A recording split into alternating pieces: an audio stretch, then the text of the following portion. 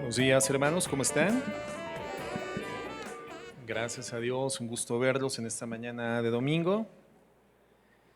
Y bueno, pues nos da gusto recibirlos a todos, igualmente a los hermanos que nos siguen por transmisión en internet, bienvenidos. Y hoy nos visita de Casa Oración Lázaro Cárdenas la familia Lemus, bienvenidos, hermano Lalo, mi hermana Mayra, Jime y Vale, que ya está sin su celular con los adolescentes, ¿verdad? Gracias a Dios. Bienvenidos, hermanos, qué bueno que están por acá con nosotros. Y bueno, pues vamos a continuar en esta mañana hablando sobre este tema que iniciamos la semana pasada, sobre el reino de los cielos. ¿Recuerdan qué es el tema que estamos tratando? Bien, bueno, vamos a orar entonces, como el Señor Jesucristo nos enseñó. Señor, en esta mañana venimos con una actitud de humildad, reconociendo nuestra dependencia de ti, nuestra inminente necesidad de ser guiados por tu Espíritu Santo. Aprender a vivir iniciando desde nuestro aprendizaje en la oración. Y por eso te decimos, como tú nos has enseñado, Padre nuestro que estás en los cielos, santificado sea tu nombre.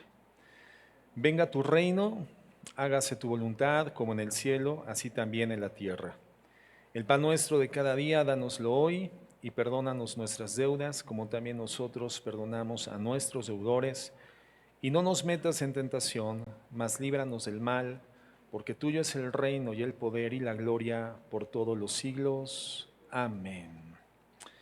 Bien, si alguien no vino la semana pasada y ya sacó su rosario, lo puede guardar, porque no vamos a hacer de esto un rito ni un rezo, ¿verdad? Hemos comentado que esa es una oración modelo. El Señor nos enseña a través de los principios contenidos en esta oración la forma en la cual con libertad podemos dirigirnos hacia el Padre, hacia nuestro Dios.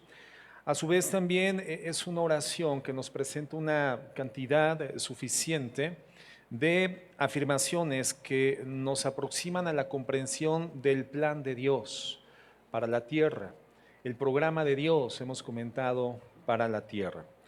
Y en el versículo 10 encontramos el segmento escritural que estamos estudiando con la guía del Espíritu Santo, y es justamente donde el Señor Jesús dice: venga tu reino, hágase tu voluntad, como en el cielo, así también en la tierra. Si tú quieres ponerle un título a la enseñanza, sería El reino de los cielos, parte 2. Venga tu reino, hágase tu voluntad, como en el cielo, así también en la tierra. Entonces, definíamos hace 7 días qué es un reino. ¿Recuerdan? Comentábamos que un reino hace referencia a una demarcación territorial, a una zona geográfica en la que es ejercido un gobierno en forma soberana, pero también vitalicia. A diferencia de un sistema de gobierno democrático como el mexicano, o la mayor parte de los gobiernos hoy en día en el mundo, todos los gobiernos en América, por ejemplo, que son democracias, un gobierno monárquico se caracteriza porque se establecen condiciones vitalicias, no tiene límite, y el límite final de este sistema de gobierno es la muerte del rey para que sea erigido un nuevo rey. Entonces, un reino de entrada nos permite identificar un estilo de gobierno totalmente diferente al que nosotros en nuestra zona geográfica en el mundo estamos habituados o estamos acostumbrados. Es un gobierno de forma vitalicia y que además ejerce normas, leyes, legislaciones bajo un esquema de supervisión que garantiza que la gente que vive en esa demarcación territorial estará en continuo apego a los elementos que garanticen el reinado del rey, ¿verdad? Eso es un reinado. Entendemos que el reino de nuestro Dios, el reino de los cielos, es un reino diferente. Sin embargo, la ilustración que el Señor Jesucristo establece es justamente el de un reinado. Y más que una ilustración, que nosotros lo podemos tomar como tal en función de lo que conocemos terrenamente para poder explicar o comprender la enseñanza, más que una ilustración, hermanos, es una realidad universal.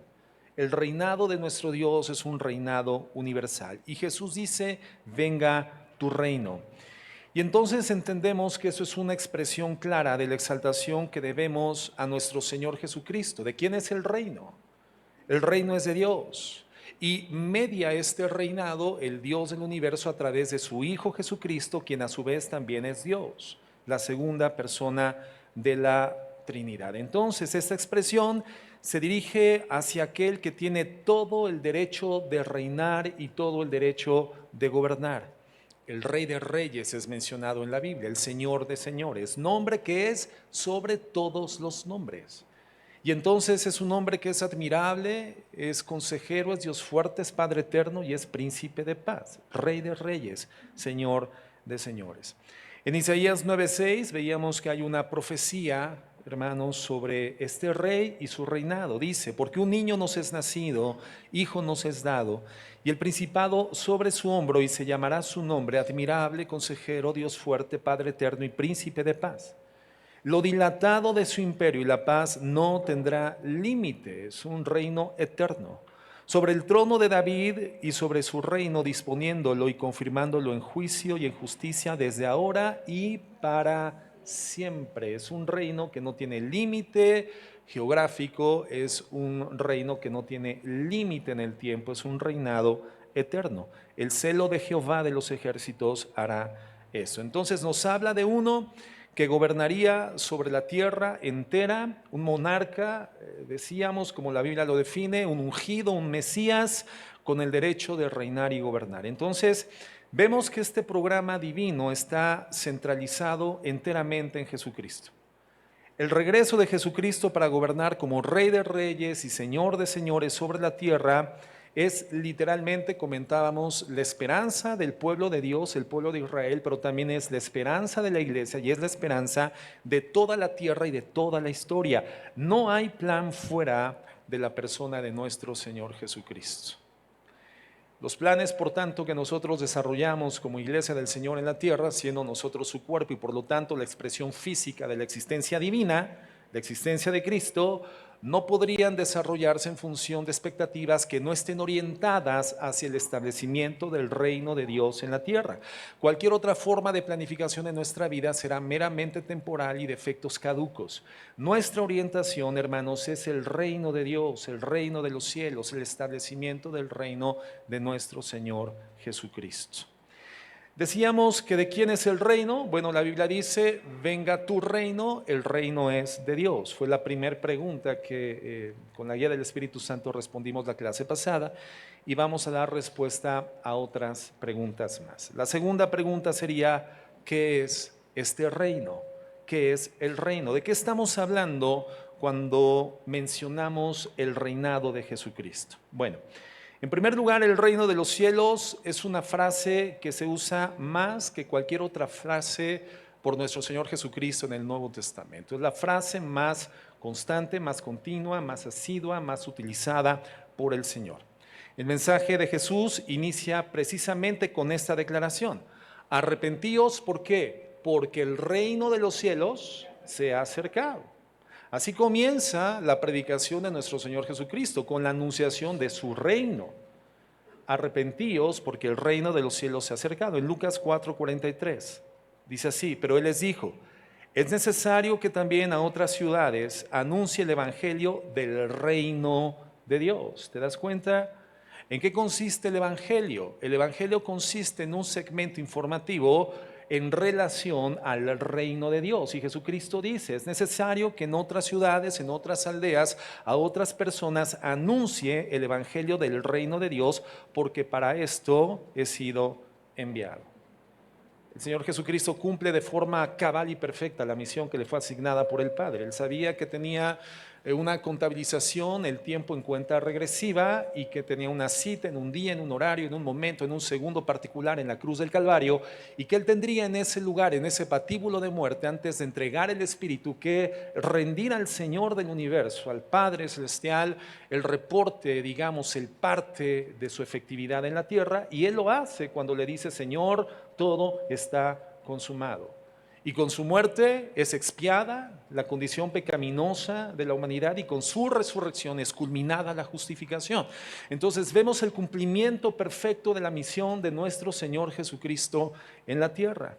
Para esto he sido enviado, dice el Señor, y lo cumple perfectamente. También lo referente a la predicación del Evangelio del reino de los cielos. Entonces, en otras palabras, el reino, hermanos, vemos que es el corazón del mensaje. ¿Por qué? porque es el corazón, como ya lo veíamos la semana pasada, del plan de Dios. Es el nodo central, es el ángulo principal, es el corazón de la historia. El reinado de Jesucristo es la esencia, literalmente, hermanos, de la historia humana. Nada más importa que esto. Y las cosas que importan, importan solamente cuando se alinean con esto, con el reino de los cielos. Los 3 años del ministerio de Cristo, la enseñanza central entonces vemos que fue el reino. Y después de haber resucitado, estuvo en la tierra 40 días haciéndose manifiestos a sus discípulos y a más de 500 personas, dice la Escritura, y el mensaje central continuó siendo en condición de resurrección el reino de los cielos. Fíjate lo que dice Hechos 1, 2, Hechos capítulo 1, verso 2. Dice, hasta el día en el que fue recibido arriba, después de haber dado mandamientos por el Espíritu Santo a los apóstoles que había escogido, a quienes también después de haber padecido, se presentó vivo con muchas pruebas indubitables, apareciéndoseles durante 40 días y hablándoles acerca del reino de Dios. El mensaje central y por lo tanto el centro del cumplimiento de todo lo profético del programa de Dios es el reino de los cielos. Nuevamente vemos entonces su gobierno, su reinado. Ahora, Jesús habló del reino en 3 dimensiones, digámoslo así, en 3 formas. Lo hizo haciendo alusión a condiciones del pasado, lo hizo en el presente y también lo hizo perspectivando hacia el futuro. Habla del reino de los cielos aludiendo a personajes del pasado. Mateo 8:11, fíjense cómo menciona. Y os digo que vendrán muchos del oriente y del occidente y se sentarán con Abraham e Isaac y Jacob en el reino de los cielos. ¿Te das cuenta?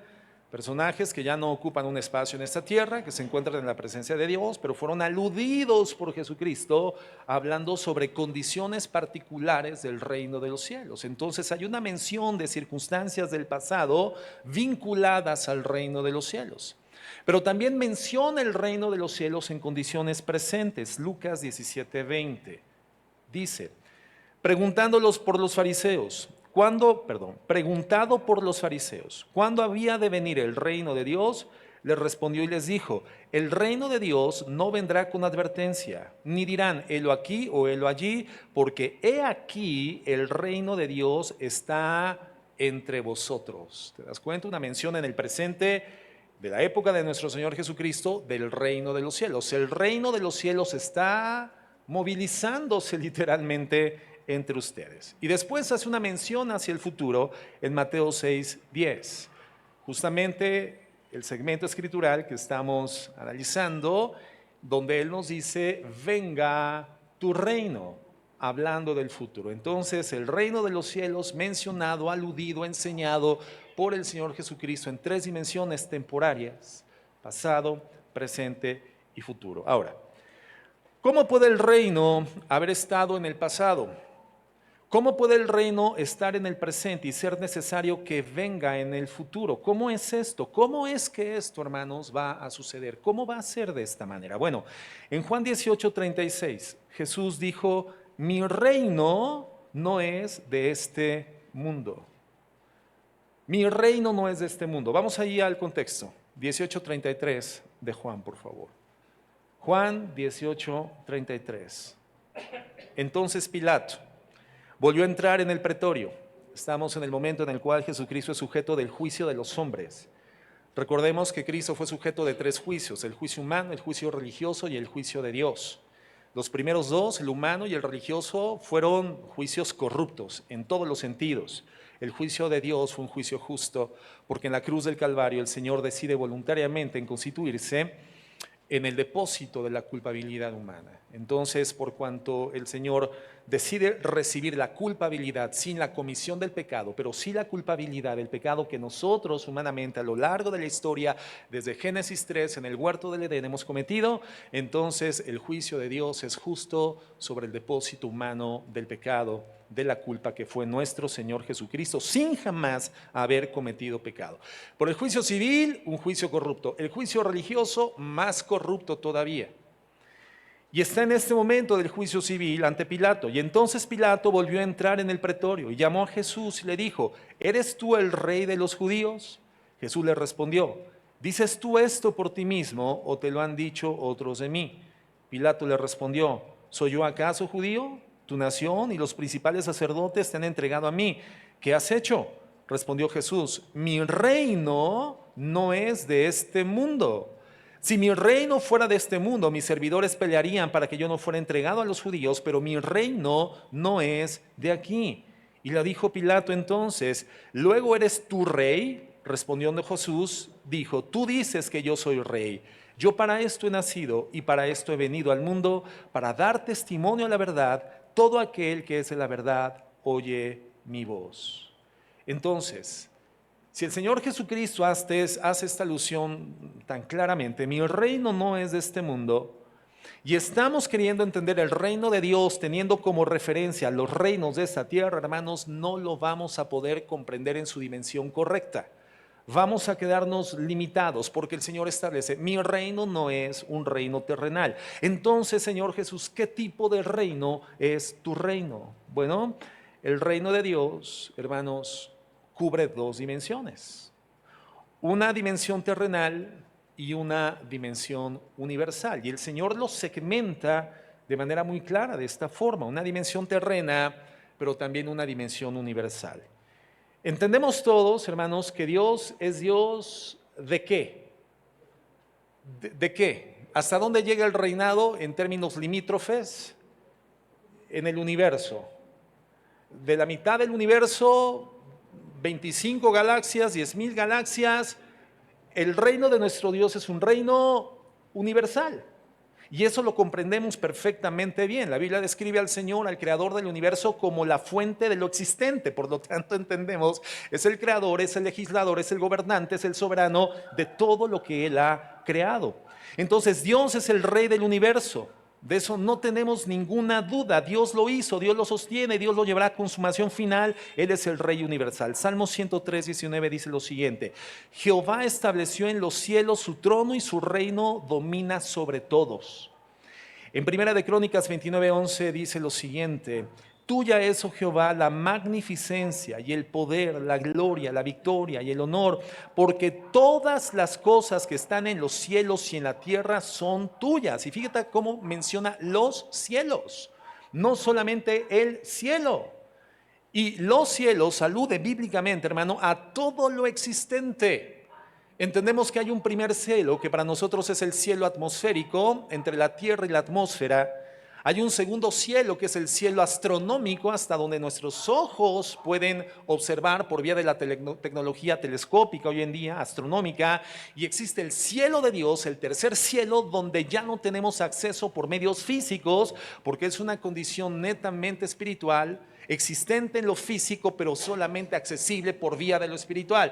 Tres cielos, primero, segundo y tercero. Y la Biblia dice que Él es Dios, Rey de los cielos y de la tierra. Entonces entendemos la dimensión universal del reinado de Dios. Y continúa diciendo: tuyo, Jehová, es el reino y tú eres excelso sobre todos. Las riquezas y la gloria proceden de ti y tú dominas sobre todo. En tu mano está la fuerza y el poder, y en tu mano el hacer grande y el dar poder a todos. Palabras, hermanos, tremendamente extraordinarias, ¿no? Palabras magníficas. Dios es un rey universal. ¿Y cómo lo media el Señor? Lo media a través de su Hijo Jesucristo, quien gobierna y le ha dado el derecho de reinar y gobernar. Bien, ese es el reino universal. Ahora, observemos nuevamente, por favor, el verso 10 de Mateo 6. Mateo 6, verso 10. Dice: venga tu reino, hágase tu voluntad, como en el cielo, así también en la tierra. Entonces, esto, hermanos, es una especie de paralelismo. En el hebreo sería un paralelismo. Podríamos decirlo de esta forma entonces: tu reino venga en la tierra como en el cielo. O inclusive podríamos decir: tu nombre sea santificado en la tierra como es santificado en el cielo. Preguntas: ¿la voluntad de Dios es hecha en el cielo, sí o no? Claro que sí. ¿El nombre de Dios es santificado en el cielo? Por supuesto. ¿El reino y el gobierno de Dios está establecido en el cielo? Claro que sí. Entonces, ¿cuál es el punto de esta oración? El reino universal en el cielo está establecido. Por lo tanto, la oración, venga tu reino en la tierra, a esta pequeña milésima de polvo de arena en el universo infinito, es decir, esta micropartícula de arena en el universo que se ha rebelado contra el Dios vivo del universo. La oración de Jesucristo entonces es: Señor, de la misma forma en la que tu reino, tu gobierno y tu nombre es santificado en todo el universo, de esa misma forma venga tu reino a establecer su voluntad para que en la tierra tu nombre enteramente sea santificado. Es decir, que la tierra vive en la misma armonía en la que vive el universo por causa del establecimiento de tu gobierno. El reino universal es un reino total, es ininterrumpido, es eterno, pero lo que aquí nos está enseñando a orar Jesús es, Señor, que en la tierra esta rebelión humana del corazón, diseñado originalmente a tu imagen y semejanza, asignado con el atributo tuyo de la libertad, habiendo la condición humana utilizado el libre albedrío para rebelarse en contra de ti, generar un cataclismo en su entorno de vida, Señor, que eso sea detenido, que la rebelión en esta tierra sea detenida por el establecimiento de tu reino. ¿Por qué, hermanos? Porque aun cuando el nombre del Señor es santificado en el cielo, no siempre es santificado en la tierra. Aunque su voluntad es hecha en el cielo, no siempre es hecha en la tierra. Y aun cuando su reino ha venido al cielo, no ha venido en todos los casos a la tierra, porque hay rebelión. Los propósitos entonces de la oración es que traiga su reino a la tierra para que Él pueda terminar con el pecado y terminar con la maldad, y para que el nombre de Dios sea santificado. Ahora, eso va a suceder en el futuro.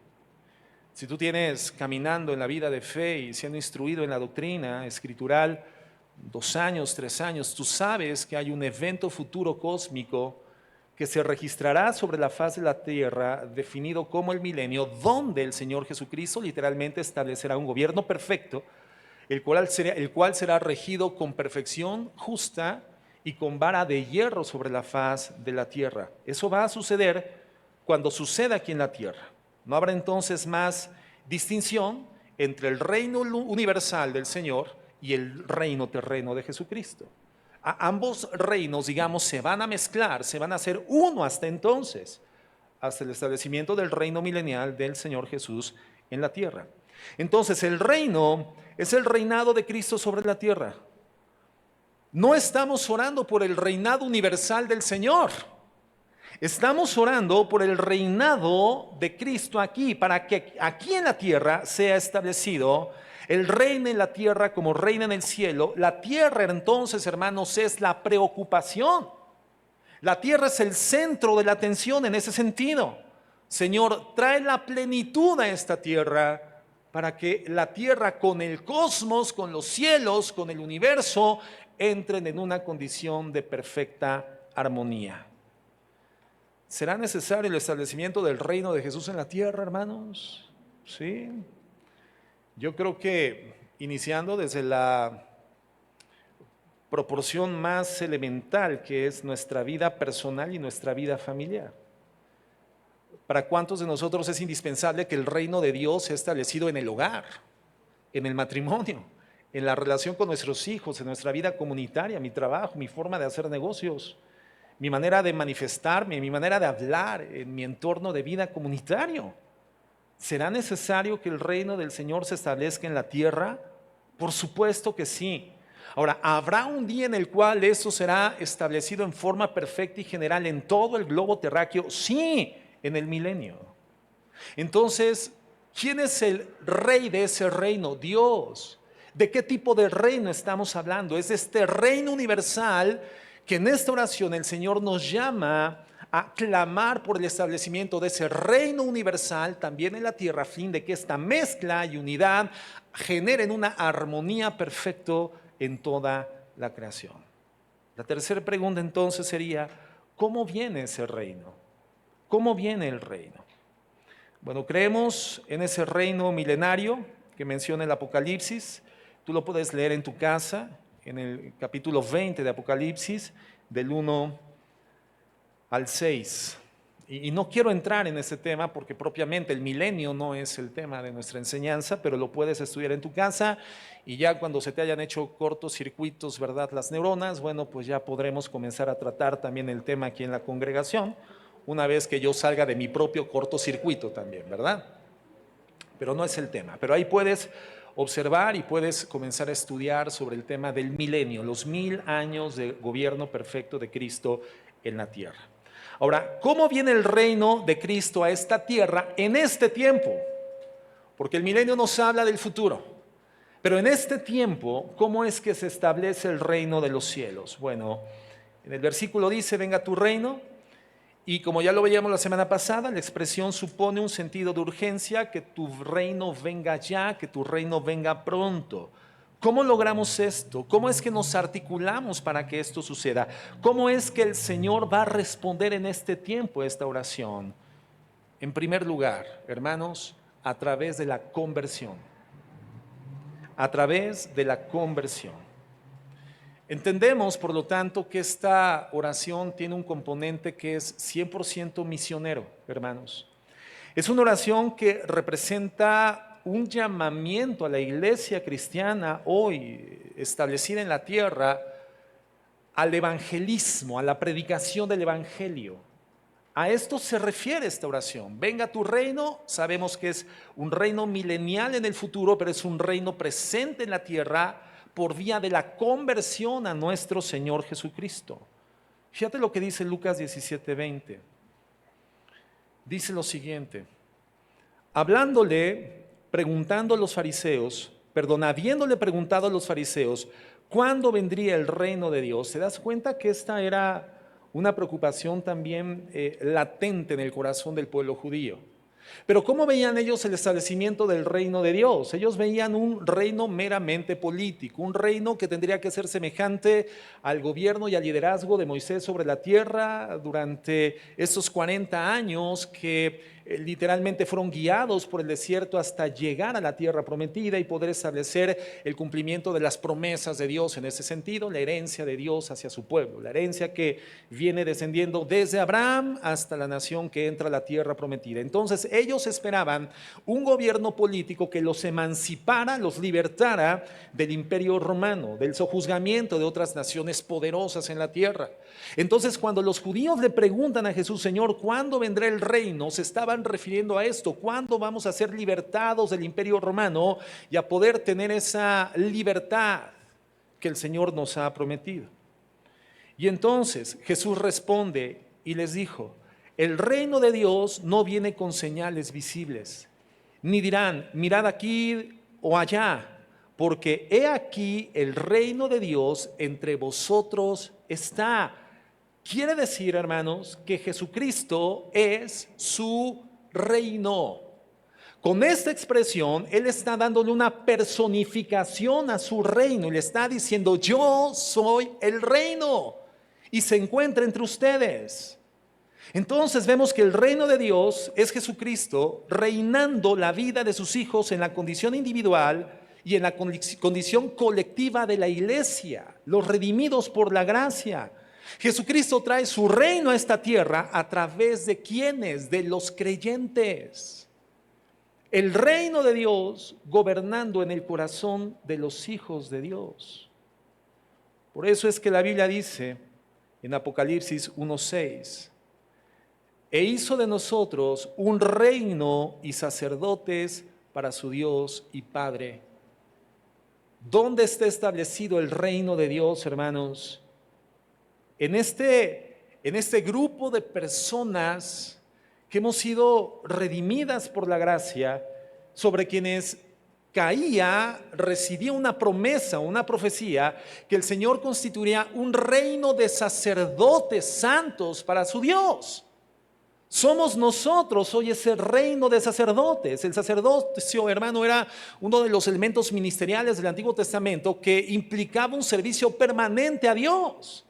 Los sacerdotes, hermanos, procedentes de la tribu de Leví, no heredan una tierra de la tierra prometida, una demarcación, porque la herencia de los levitas sería Dios mismo. Ellos estaban específicamente inducidos, asignados a un servicio permanente a Dios dentro del templo. Y hoy sabemos, hermanos, que el templo de Dios no es una circunstancia hecha por manos humanas, sino que Dios habita en el corazón de los redimidos por vía de su Espíritu Santo. Y por lo tanto, hoy nosotros somos el templo de Dios. El templo de Dios constituido por piedras humanas, por piedras vivas. Por eso si tu hermano que tienes a la izquierda o a la derecha tiene cara de piedra, hermano, no es su culpa, pero es una piedra viva. Es una piedra vivificada. El Señor entonces habita dentro de los redimidos. Ahí establece su reino. Se corona en el corazón de sus hijos. No sé si me estoy explicando, hermanos. Eso significa, hermanos, que el Señor ha establecido un reino de sacerdotes para su Dios y Padre. Y termina diciendo: a Él sea la gloria y el dominio por los siglos de los siglos. Amén. Entonces digamos que Dios media su reino hoy a través del creyente. Cuando decimos venga tu reino, es orar que Él establezca su presencia reinante en los corazones, en las vidas de aquellos que aún están en rebelión. Señor, venga tu reino, vino a mi corazón, soy tu hijo, he sido redimido, integrado a tu iglesia. Hoy soy parte de tu cuerpo en la tierra, pero que tu reino continúe viniendo a los corazones que hoy están en franca y abierta rebeldía en contra de ti. Por lo tanto, hermanos, es una oración por salvación. Tiene un componente inminentemente misionero, evangelístico. Es una oración por salvación. Cuando recibes a Jesús en tu vida, el Señor se corona en tu vida. A través del milagro de la conversión, el Señor produce un nuevo nacimiento espiritual con la genética del carácter de nuestro Señor Jesucristo.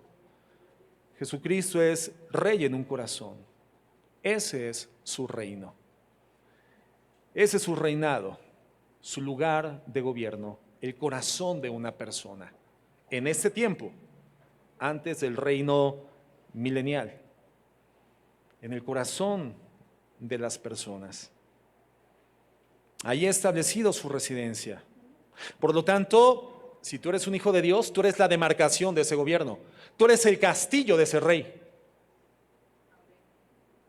Es una ilustración, ¿verdad? No vamos a salir de aquí diciendo soy el castillo del rey. No, es una ilustración. En términos reales, así es. O sea, lo podemos ilustrar porque es donde el Rey de Reyes mora y gobierna. Y entonces somos como el castillo del rey. Somos el templo del Espíritu Santo. Entonces, una petición por conversión es lo que tenemos en esta oración, para que Él pueda reinar en los corazones de los hombres. La razón por la que evangelizamos, entonces, tenemos que entenderlo, la razón por la que hablamos a las personas acerca de Cristo, por supuesto, es por causa de ellos, su redención personal, pero sobre todo es por causa de la expansión del reino del Señor, porque Jesucristo es digno de gobernar. Él es Rey de Reyes. Romanos 1:5 dice de la siguiente forma: y por quien recibimos la gracia y el apostolado, para la obediencia, la fe en todas las naciones, por amor de su nombre, entre las cuales estáis también vosotros llamados a ser de Jesucristo. La razón por la que alguien debe de convertirse en cristiano es para esto, hermano, para exaltar el nombre y el reino de Jesucristo. Entonces el reino de Dios empieza con una invitación. Fíjate lo que dice Mateo 22:2. El Señor Jesucristo está hablando a través de parábolas sobre el reino de los cielos, su más grande enseñanza, la más frecuente. Y entonces Él dice, el reino de los cielos es semejante, está hablando a los discípulos, el reino de los cielos es semejante. ¿Cómo es el reino, Señor? Y Él contesta, el reino de los cielos es semejante a un rey que hizo fiesta de bodas a su hijo y envió a sus siervos a llamar a los convidados a las bodas, mas estos no quisieron venir. Verso 9, id pues a las salidas de los caminos y llamad a las bodas, a cuantos halléis. Es una invitación. Entonces, venga a tu reino, es una oración evangelística, es una oración misionera, invitando a la gente al evangelio del reino. Así es el reino de los cielos, es semejante a eso, es como esto. Entendemos que no es una fiesta de bodas. Sin embargo, es como una fiesta de bodas donde el padre de familia invita y hay quienes desechan la invitación. Y entonces este padre invita a todos los que estén dispuestos a entrar a esa fiesta de bodas. El evangelio entonces, hermano, tiene que ser predicado como esta invitación a entrar a esta condición de gobierno bajo la estructura del reino de los cielos a través del corazón. Una invitación.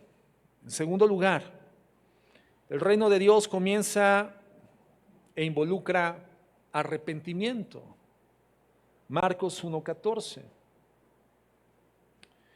Después que Juan fue encarcelado, Jesús vino a Galilea predicando el evangelio del reino de Dios, diciendo: el tiempo se ha cumplido y el reino de Dios se ha acercado. Arrepentíos y creed en el evangelio. Entonces el reino viene cuando nos arrepentimos, hermanos. Cuando nos arrepentimos, cuando creemos en el Señor, el reino de los cielos se ha acercado. Arrepiéntanse y crean en el evangelio para que este reino sea establecido en sus vidas. Arrepentimiento. Entonces el reino de los cielos viene, hermano, a través de una invitación que es la predicación del evangelio y a través del arrepentimiento y la fe en Jesucristo. Arrepiéntanse y crean en el evangelio. En tercer lugar, demanda un acto de la voluntad. Jesús le dijo a un escriba en una ocasión, Marcos 12:28, vamos a leer la historia. Demanda un acto de la voluntad y dice así: acercándose uno de los escribas que los había oído disputar y sabía que les había respondido bien, le preguntó: ¿cuál es el primer mandamiento de todos? Y Jesús le respondió: el primer mandamiento de todos es: oye Israel, el Señor nuestro Dios, el Señor uno es. Y amarás al Señor tu Dios con todo tu corazón y con toda tu alma y con toda tu mente y con todas tus fuerzas. Ese es el principal mandamiento. El segundo es semejante: amarás a tu prójimo como a ti mismo. No hay otro mandamiento mayor que estos. Entonces el escriba le dijo: bien, maestro. Aquí ya comienza a hablar el escriba. Bien, maestro, verdad has dicho, que uno es Dios y no hay otro fuera de él. Y el amarle con todo el corazón y con todo el entendimiento y con toda el alma y con todas las fuerzas y amar al prójimo como a uno mismo es más que todos los holocaustos y sacrificios. Entonces Jesús, viendo que había respondido sabiamente, le dijo: no estás lejos del reino de Dios. Y ya ninguno osaba preguntarle. ¿Qué quiso decir Jesús cuando le dijo: no estás lejos del reino de Dios? Le dijo: tú tienes la información correcta en la cabeza, pero aún tú no tomas la decisión. Está en tu cabeza gravitando, tus ideas son coherentes, tu raciocinio es correcto, tus inferencias lógicas deductivas son las apropiadas. Sin embargo, esa información correcta no ha descendido a tu corazón y por lo tanto tú no has tomado la decisión. Es un acto de voluntad. Está involucrado directamente el uso de nuestro libre albedrío, hermanos. Entrar al reino de los cielos, hermano, no es algo que se geste por imputación arbitraria de Dios sobre el corazón de los seres humanos. El Señor extiende la invitación y nosotros tenemos, con la información correcta, que es el evangelio de la gracia, permitir que descienda al corazón, que es lo que define la Biblia como ese don de fe que Dios nos da a todos, para poder creer en el mensaje del evangelio y poder responder afirmativamente una vez que desciende al corazón y decidir entrar en ese reino por la gracia, por el camino amplio y espacioso que ha abierto el sacrificio de Cristo en la cruz del Calvario. Ese camino que es claramente ilustrado por el Padre cuando en la muerte de Jesús en el Calvario, en el lugar santísimo del templo, el velo es rasgado de arriba abajo, significando que ahora por ese sacrificio todos los seres humanos tenemos libre acceso al trono de la gracia. Es una decisión, hermanos, de entrar por los méritos de Cristo. Si quieres entrar al reino, no solo tienes que poseer el conocimiento razonado, sino que debes tomar una decisión. Lucas 9:62. Y Jesús les dijo: ninguno que poniendo su mano en el arado mira hacia atrás es apto para entrar en el reino de Dios. Entonces se requiere tomar una decisión, es una determinación para que el gobierno de Cristo sea establecido en tu corazón, en mi corazón. Si esto fuera arbitrariamente definido por la soberanía de Dios anticipadamente, hermano, entonces ¿por qué el Señor nos dice en tantas porciones bíblicas que el uso de nuestra libertad tiene que ser ejercido de manera correcta? Aquí he puesto delante de ustedes la bendición y la maldición. ¿Y qué dice después el Señor? Opten por la bendición. He puesto delante de ustedes la vida y la muerte. Opten por la vida. Si no tuviéramos la libertad de ejercer libremente nuestra decisión, ¿por qué el Señor nos presenta una opción?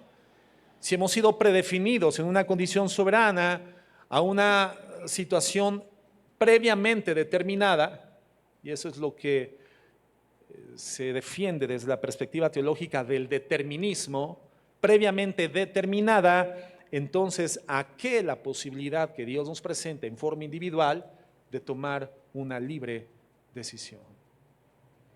De tal manera amó Dios al mundo, que ha dado a su Hijo unigénito. ¿Lo dio a quién? Al mundo.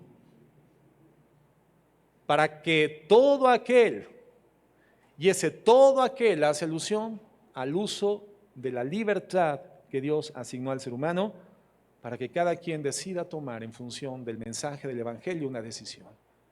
Para que todo aquel que en él cree no se pierda, mas tenga la vida eterna. Gloria a Dios por esa libertad. Y gloria a Dios por esa salvación. Claro que cuando tú hablas con un determinista te va a decir, no, es que todo aquel, ese todo se refiere a los determinados a la salvación, no a los determinados a la perdición. Bueno, ¿y cuál es tu base doctrinal y teológica para definirlo de esa manera? No, lo que pasa es que tú tienes una perspectiva teológica y estás intentando ajustarla, forzarla dentro del esquema doctrinal, lo que la Biblia tiene escrito por inspiración divina, y quieres buscar la manera de que embone, pero no es así. En el contexto particular y general de la Escritura entendemos que el amor de Dios es un amor general por toda la humanidad y manifiesta este amor general por la humanidad, esta gracia general, como ellos le llaman, a través de la muerte de Jesucristo, para que todos tengamos la posibilidad de ingresar a la condición de redención. Y eso involucra una decisión personal sobre el mensaje del Evangelio de la gracia. Entonces se requiere tomar una decisión. El reino es extendido por medio de una invitación que demanda, como ya vimos, el arrepentimiento y la fe, y demanda la aceptación del reino, un acto de la voluntad humillándonos ante el señorío de nuestro Señor Jesucristo. Cuando Jesucristo le dice a Pilatos, mi reino no es de este mundo, entonces se refiere a un reino interno, un reino universal, pero también un reino interno, un reino en el corazón del ser humano, que por supuesto supone efectos terrenales, manifiestos y visibles en su vida moral, en su forma de vida física, en su testimonio, en la vida de la persona que le ha recibido, ¿no? Porque el evangelio que predicamos y en el que hemos creído es un evangelio que cuando toca el corazón de una persona no lo deja en la misma condición. Tú puedes ver cómo el Señor, a quien veía, con quien se encontraba, quien tocaba en los evangelios, la vida del tal jamás volvía a ser igual. Había quienes solamente eran transformados en forma física de una condición de enfermedad, una condición de sanidad, pero aquellos que creían en el Señor eran transformados espiritualmente para la eternidad. Entonces es un reino interno que produce efectos externos. Como lo hemos dicho tantas veces, es odiar el pecado que antes amábamos y comenzar a amar al Dios que antes odiábamos. Es volverse del pecado, es caminar hacia Dios. Y esto tiene que ser ofrecido, hermano, a toda persona. ¿Y a través de quién se media este reino? A través de los cristianos. ¿Quiénes llevamos el ofrecimiento de este reino? Nosotros, los hijos de Dios. ¿Cómo se tiene que responder a esta invitación? Bueno, fíjate lo que Mateo 6:33 nos dice. ¿Cómo se tiene que responder a esta invitación? Dice Jesús: mas buscad primeramente el reino de Dios y su justicia, y todas estas cosas serán añadidas. Entonces, hermanos, si hay un reino, hay un reinado, y dice la Biblia que nosotros debemos ¿de qué? Buscarlo. Tenemos que buscarlo con todo nuestro corazón. Hermano, así como con el corazón muchas veces, ante una no correcta comprensión del mensaje del Señor y por lo tanto una fe defectuosa, porque cuando las cosas no resultan como Dios las promete, no es que Dios falle, sino que hay un defecto en nuestra fe. La falla no está en Dios, la falla está en nosotros. Cuando tenemos una fe defectuosa por la ausencia de una aproximación correcta a la palabra, una predicación íntegra, bueno, sucede que comenzamos a buscar las cosas terrenas ¿con todo qué? El corazón. Y buscamos los bienes materiales, y buscamos los incrementos salariales, y buscamos las posesiones, y buscamos la popularidad, y buscamos el reconocimiento, y buscamos la amistad, y buscamos la paz universal, y buscamos que las ballenas no mueran en los océanos con popotes metidos en las narices, y cosas así. Nos involucramos con todas las causas, y las buscamos dando el empeño de nuestra vida por obtenerlas. Y generalmente los jóvenes suelen ser carne de cañón de los movimientos filosóficos históricos del mundo, porque los jóvenes por naturaleza tienden a tomar como propias las causas que consideran y perciben como justas. En el movimiento del 68, el movimiento estudiantil en la Ciudad de México, hermanos, bueno, fue en todo el país, pero digamos que la zona representativa, iconográfica del movimiento fue la Ciudad de México, los estudiantes de la UNAM y del Politécnico, hermanos. ¿Quiénes fueron quienes murieron? No los dirigentes, pero los dirigentes políticos del movimiento. Fueron jóvenes, hermanos, carne de cañón, los que sacan el pecho por las causas. Eso sucede. Y eso le sucede a la humanidad porque no tenemos conocimiento de cuál es la causa por la cual vivimos, existimos, y tenemos que morir si hemos de morir por una causa. Pero como iglesia de Jesucristo entendemos, la búsqueda con todo el corazón no son por las cosas terrenas, pasajeras, caducas, hermanos, es por el reino de los cielos. El Señor nos está diciendo más: buscad primeramente el reino de los cielos. En Lucas 16:16 dice: la ley y los profetas eran hasta Juan. Desde entonces el reino de Dios es anunciado y todos se esfuerzan por entrar en él.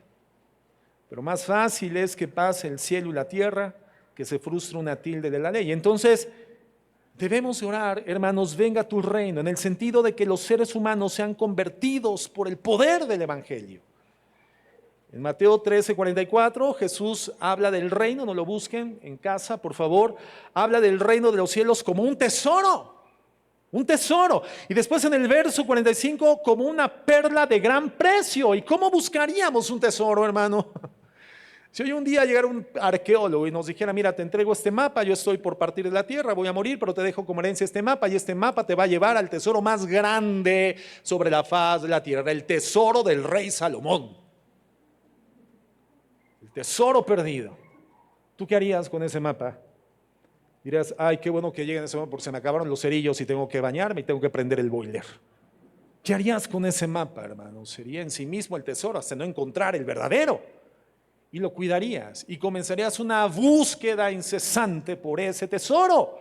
Por eso Jesucristo ilustra su reino con un gran tesoro, como una perla de grande precio por la que cualquiera estaría dispuesto a esforzarse, a buscarle. Por lo tanto, entendemos que es invaluable, inestimable en valor, y nosotros tenemos que buscarle con todo el corazón y aferrarnos a él. No de dientes para afuera, porque de dientes para afuera, hermanos, no sirve de nada, de nada. Mateo 7:21, fíjate lo que dice el Señor Jesús. No todo el que me dice, es decir, no todo el que habla, no todo el que menciona, también en juicio contra su pueblo dice: este pueblo de labios me honra, pero su corazón está muy lejos de mí. Y Jesús nos dice, no todo el que me dice Señor, Señor entrará en el reino de los cielos, sino el que hace la voluntad de mi Padre que está en los cielos. Muchos me dirán en aquel día, Señor, Señor, no profetizamos en tu nombre, y en tu nombre echamos fuera demonios, y en tu nombre hicimos muchos milagros. Y entonces les voy a declarar, no os conocí, apártense de mí, hacedores de maldad. Él dice, en aquel día muchos me dirán, Señor, Señor, y no entrarán en el reino de los cielos. Hermanos, no es de dientes para afuera. No es con dinero, el dinero para nada nos va a servir.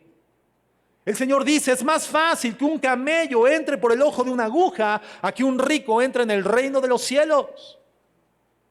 Y no está cerrando el reino para la gente que tiene posibilidades financieras, no, sino que el rico que establece su confianza en las condiciones materiales no podrá, no estará desviado, estará fuera de foco en la ubicación geofísica equivocada.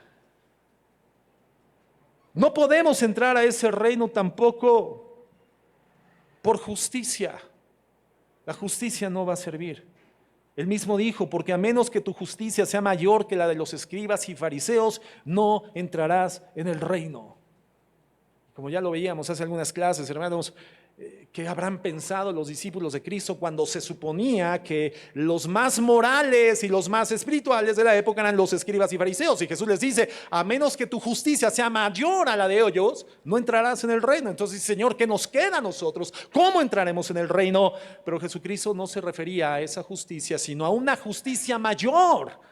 Una justicia no establecida en función de un factor externo coercitivo que force la voluntad humana a pegarse a un lineamiento legal. No, una justicia del corazón, una justicia interna, cuando por el evangelio de la gracia, la ley moral que era externa y coercitiva, hoy es echada dentro de ti y entonces tú obedeces a Dios de corazón. Es una justicia del corazón.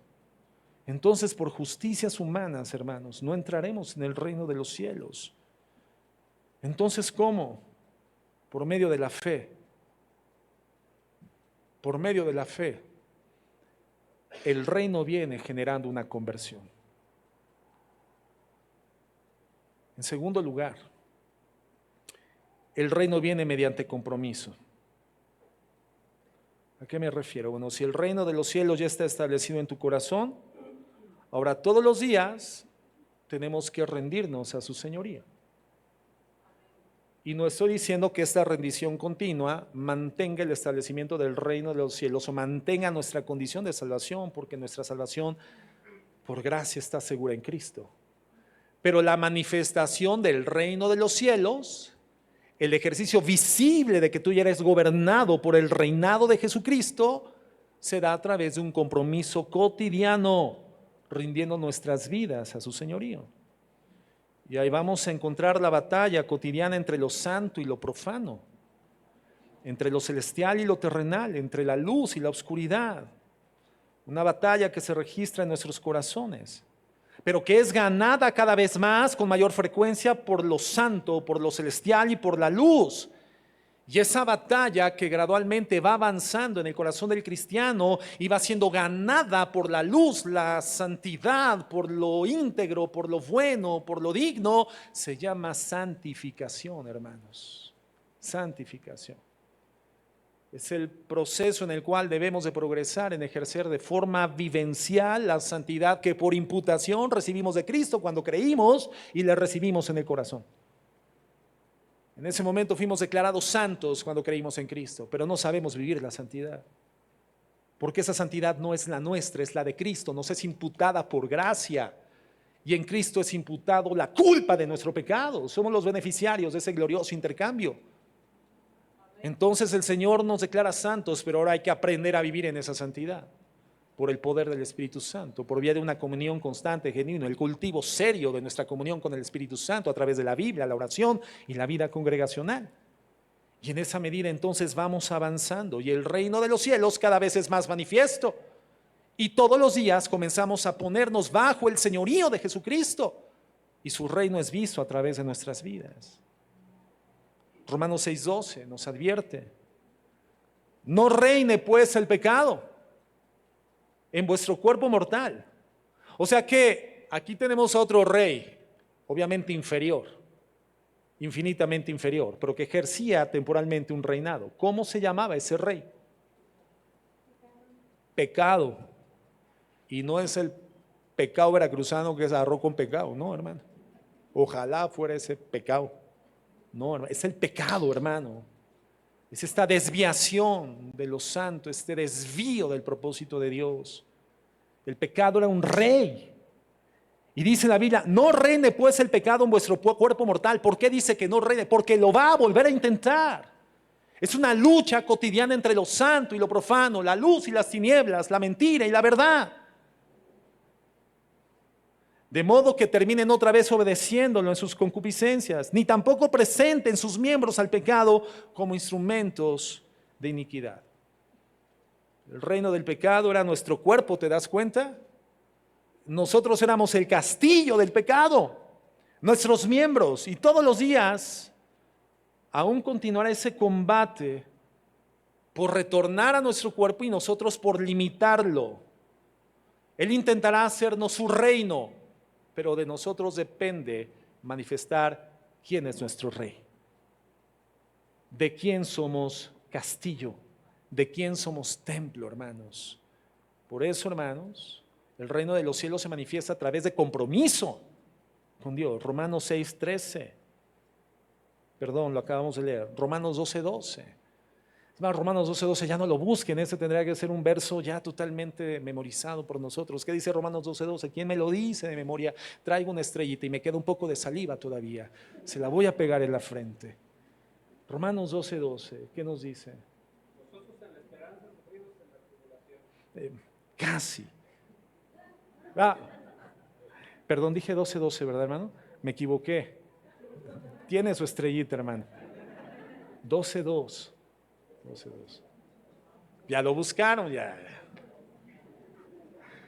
Que no nos conformemos a este mundo, sino que nos transformemos por medio de nuestro entendimiento, para que podamos comprobar cuál es la buena voluntad de Dios, agradable y perfecta. Entonces, la vida del cristiano, hermanos, todos los días tiene que afirmar su humillación ante el gobierno de Dios. A eso le llamamos compromiso. Cuando ante las disyuntivas de la vida ya no escogemos hacer nuestra voluntad, ya conocemos la voluntad de nuestro Señor, de nuestro Rey, y decidimos vivir en apego a la voluntad de Dios. Su reino se establece en nuestras vidas por la redención y brilla a través de nuestras vidas. Se refleja mediante la firmeza en mi obediencia. Y la obediencia a su vez se constituye en la evidencia de ¿qué? La obediencia se constituye en la evidencia de mi fe. La fe se manifiesta por la obediencia. Si lo crees, lo haces. Si no lo crees, aunque tenga cierto nivel de lógica, cuadre en alguna proporción en tu mente, jamás lo vas a hacer. Hacemos lo que creemos. Por eso, si decimos que creemos en algo, pero hacemos de manera diferente, entonces lo que creemos no es lo que decimos, lo que creemos es lo que hacemos. Nuestra fe se manifiesta por la obediencia. Jesús dijo, si me amáis, obedeceríais mis mandamientos. Y somos llamados por el reino de los cielos, que ya fue establecido y coronado en nuestro corazón. Somos llamados al compromiso, hermanos. Somos llamados a manifestarlo en todos los ámbitos, no solamente al interior de la vida congregacional, en el local de la iglesia, hermanos. No, la vida del cristiano trasciende las paredes de la congregación. Somos llamados a manifestar este reino en todo lo que hacemos, desde el momento en el cual nos despertamos. Es mi vida al servicio de ese Rey que reina en mi corazón, del cual soy su demarcación, soy su territorio, soy su castillo. La forma en la cual me levanto, me despierto, me visto, me baño, me arreglo, las mujeres se maquillan. Y es algo que debe de conminarnos continuamente a la reflexión. Lo que estoy haciendo, ¿por quién lo estoy haciendo? ¿Por qué? ¿Para qué? ¿Cuál es el propósito? ¿Qué quiero que se extiendan? ¿Mis intereses o el reino de los cielos? Porque Cristo me enseñó a orar, y dentro de la oración, dentro de este modelo que nos permite establecer vinculación comunicante con el Dios de los cielos, una comunicación aperturada por el poder y gloria de su sacrificio, al cual solamente sus hijos tenemos acceso y posibilidad de transitar. Esta gloria de la oración, hermanos, esta gloria de la manifestación de Dios a través de esa vinculación comunicante, me dice que el interés central de mi existencia no es ya mi vida, mi reino, ni aquello que pueda salvaguardar mis intereses. El centro de mi vida, al igual que el centro del plan de Dios, es el reino de los cielos. Entonces, cuando yo hago lo que hago, debo de reflexionar: ¿para qué hago lo que estoy haciendo? Y la mujer, cuando se maquilla, ¿para qué me estoy maquillando? ¿Qué es lo que quiero? Extender mi persona, extender mi lucimiento, o extender el reino de los cielos. Y entonces me maquillo para lucir con dignidad. Si estoy casada, me maquillo para lucir hermosa para mi marido, para poder mostrar a través de mi forma de arreglo, de atavío, mi forma de vestir, mi forma de caminar, mi forma de pensar, mi forma de estudiar, de trabajar, que el reino de los cielos sea manifiesto, porque ese es el centro del plan de Dios. Y cuando lo que hago, lo hago para otros intereses, siempre es temporal, caduco, desviado y no rinde frutos. Y en vez de cobrar el beneficio que buscaba, termino pagando una factura que no imaginaba. Tu matrimonio es para el reino de los cielos, hermano. Ya lo decíamos la semana pasada. Tu matrimonio no fue diseñado para que seas feliz. No es el propósito. No es el propósito. No. La felicidad es una consecuencia de la búsqueda del reino de los cielos en tu matrimonio. La felicidad no puede ser tu fin. Tu fin es el reino. Bienaventurados los que tienen hambre y sed de justicia. ¿Te das cuenta? ¿Qué significa bienaventurado? Muy dichoso y muy feliz. Entonces, ¿mi búsqueda es por la dicha y la felicidad? No. Bienaventurados los que tienen hambre y sed de justicia. Entonces, ¿qué es lo que busca este hambriento definido en las bienaventuranzas? La justicia. ¿De qué tiene sed? No tiene sed de felicidad, tiene sed de justicia. No tiene hambre de felicidad, tiene hambre de justicia. Entonces busca la justicia. La consecuencia es mucha dicha y mucha felicidad. Buscad primeramente el reino de Dios y su justicia. Entonces el matrimonio no es para que seas feliz, hermano. El matrimonio es para que de la manera más dinámica, en una entidad relacional diseñada por la gloriosa y divina mente de Dios, de nuestro Señor, puedas buscar el reino de los cielos en la mejor condición humana, y entonces, en consecuencia, en algún momento te encuentres con la felicidad. ¿Te das cuenta que todos los que han emprendido una búsqueda por la felicidad no la han encontrado? Como los que han emprendido una búsqueda por la paz y no la encontraron. Y pueden venir a nuestra mente los nombres de grandes pacifistas, ilustres pacifistas a lo largo de la historia humana. Uno de ellos, Mahatma Gandhi, murió por una paz que nunca experimentó. Martin Luther King murió por una igualdad que hasta el día de hoy no se ha registrado sobre la faz de la tierra. Y el ser humano va buscando con todo su corazón objetivos y causas que están equivocadas, y creyendo que en algún momento las alcanzarán y las obtendrán y serán su ganancia y su beneficio, al final terminan pagando una gran factura. Nuestra búsqueda, hermanos, es por el reino de los cielos. Eres soltero para el reino de los cielos.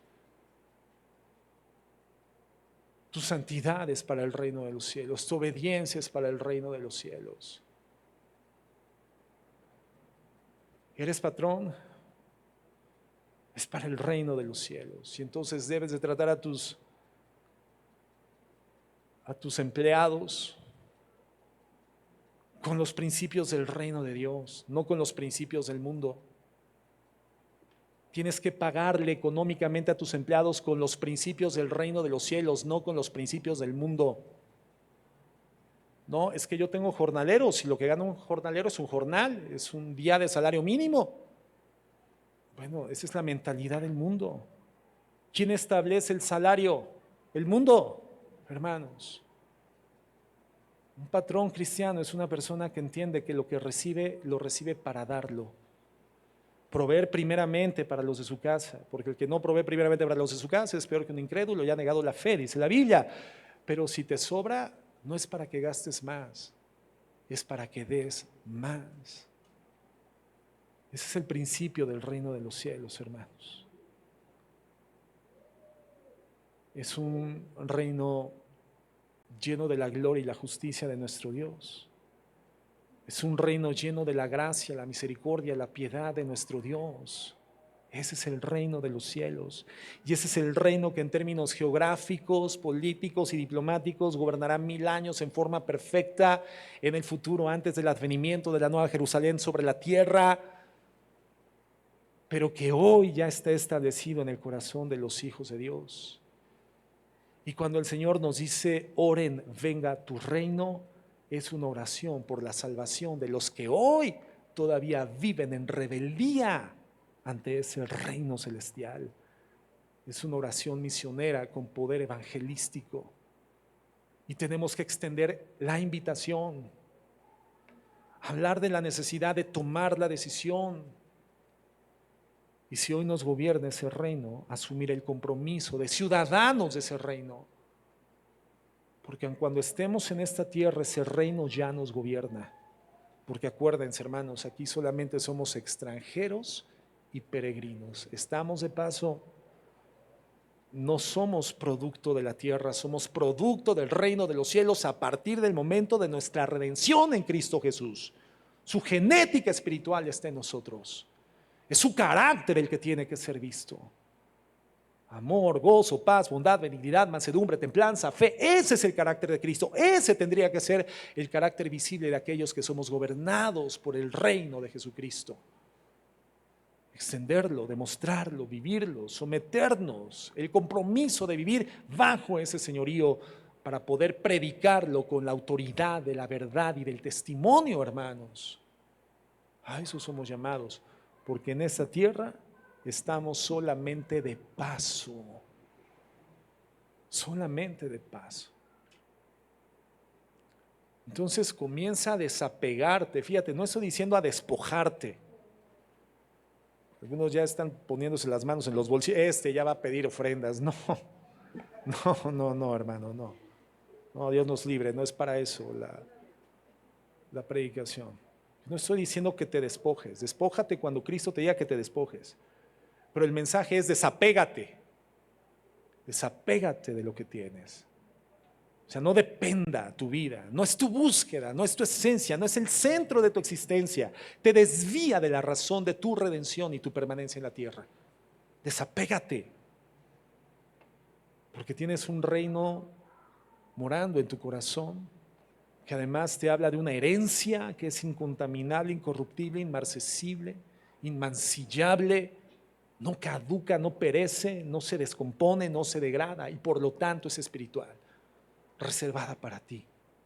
El Señor Jesucristo dijo a sus discípulos, me anticipo a ustedes para prepararles morada. Y esta enseñanza también se ha tergiversado a lo largo del tiempo. Hay quienes dicen, no, es que allá en el cielo tenemos un castillo, mansiones celestiales. No, a ver, espérame. La Biblia no dice eso. Jesús no dice eso. Y pasamos por las colonias ricas de la ciudad, ¿verdad? Y, ay, mira, hoy no vivo en una casa así, pero allá Dios tiene una mansión mejor que esta para mí. ¿Y dónde dice eso el Señor? En Juan 14 lo que el Señor Jesucristo dice, yo les prepararé morada. Y la palabra morada en el griego significa cuarto, habitación. Pero ojo, ¿dónde está esa habitación? En la casa de mi Padre. O sea que también no va a ser cualquier habitación, hermano. En la casa de Dios es donde el Señor se ha anticipado a preparar la morada. Y ahí donde yo estoy, dice el Señor Jesús, ustedes también estarán. Por lo tanto, yo voy para allá. Y alguien le pregunta, Señor, muéstranos el camino. Y dice, yo soy el camino, yo soy la verdad y yo soy la vida. Nadie viene al Padre si no es por mí. Si me conocierais también a mi Padre conoceríais. Si desde ahora le conocéis y la habéis visto. Y Tomás le pregunta, Felipe le pregunta, Señor, muéstranos al Padre y con eso nos basta. Y Jesús le dice, tanto tiempo he estado con ustedes y aún no me has visto. El que me ha visto a mí ha visto al Padre. Hermano, estás en Cristo, ya llegaste. Espiritualmente ya llegaste al Padre, pero estás física y terrenamente en tránsito a esa patria celestial que ya gobierna en esta tierra, en tu corazón, en nuestros corazones. Venga tu reino. Venga tu reino. Vamos a orar.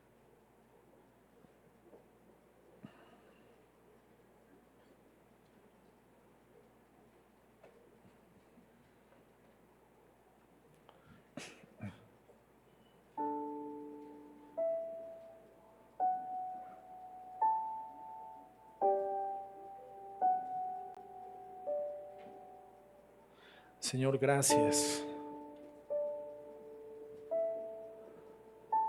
por tu infinito amor y por tu grande misericordia, porque todo esto es algo que estamos abismalmente distantes de merecer. No hay forma de obtenerlo, solo podemos recibirlo por gracia. Esto ha operado en el puro y mero afecto de tu voluntad. Gracias, Dios. Gracias. Porque el reino de los cielos ha venido a nosotros. El reino de los cielos está entre ustedes. Fue tu anuncio categórico de que ya estaba en la tierra. Tú eres el reino, mi Dios. Y te estableces en el corazón humano por vía de la redención. Somos llamados a predicarlo. Venga tu reino es un llamado al evangelismo, un llamado misionero, haciendo esta invitación a la gente de tomar la decisión de entrar a este reino glorioso y divino, Señor. Nosotros que no éramos nada ni nadie, Señor, éramos extranjeros y advenedizos, éramos gente sin ley, gente sin ciudadanía, gente sin Dios, éramos parias espirituales, Señor, gravitando en el universo en un mundo rebelde en contra tuya. Pero hoy somos un reino de sacerdotes santos, mi Dios, para ti. El lugar donde tú reinas, donde tú gobiernas, mi Señor. No podemos vivir, Señor, como disidentes, como expatriados. No podemos negociar nuestra ciudadanía con el mundo. Señor, tu reino es el centro, tu reino es el enfoque, tu reino es la razón. El cumplimiento de todo se establece con tu reino, mi Dios. Eres el centro de la historia, bendito Jesús.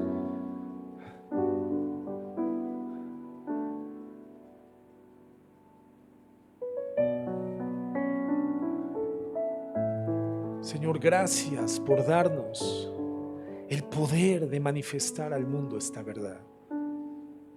Un día el gobierno perfecto será establecido geográficamente en la tierra. Esta micropartícula de polvo en el cosmos que se ha revelado contra ti entrará en perfecta sujeción a tu imperio universal, y entonces será un solo gobierno en el universo. Anhelamos ese día, mi Dios. Anhelamos ese día. Mientras tanto, gracias porque tu reino ha venido, ha llegado a nuestros corazones. Y no podemos anhelar aquel día en el futuro si, teniendo tu reino en el presente, no vivimos, Señor, con compromiso y gratitud bajo las condiciones de ese reino. Ayúdanos y continúa enseñándonos a vivir por ti y para ti. Bendecimos tu nombre, exaltamos tu majestad. Venga tu reino, Señor. Venga tu reino a esta tierra, en el corazón de los hombres y en el milenio, Señor, en forma perfecta, para la gloria de tu nombre. Y líbranos del mal, en el nombre de Jesús. Amén y amén.